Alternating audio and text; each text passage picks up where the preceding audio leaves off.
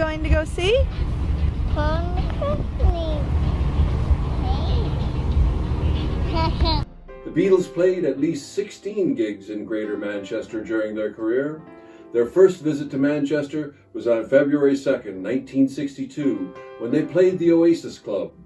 The Oasis Club stood on Lloyd Street, just around the corner from the Town Hall on Albert Square. It was their first scheduled gig held outside of Merseyside, and it cost 3 shillings and 6 to get in. As well as 16 official gigs, the boys also made their first live radio performance at the BBC Playhouse Theatre in Hume in March 1962, with Pete Best behind the drums. Manchester was one of the cities the Beatles played most often. On April 11, 1963, the day From Me to You, their first #1 was released, the Beatles played the Cooperative Hall in Middleton.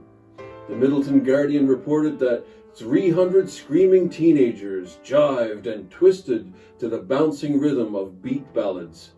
The following month, the group returned to Manchester to play the Odeon Cinema on Oxford Street.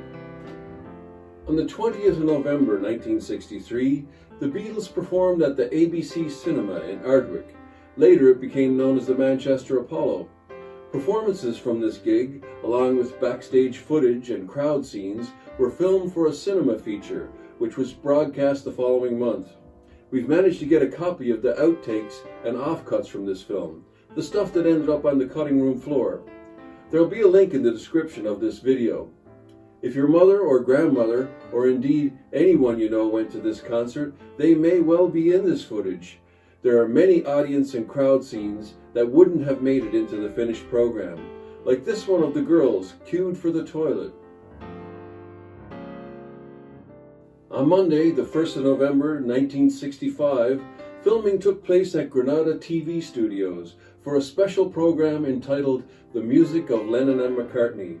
Many stars appeared on the show, including Cilla Black, Lulu, Esther Phillips, and Henry Mancini. Their final show in Manchester, and one of the last in the UK, was in December 1965 at the ABC Cinema in Ardwick.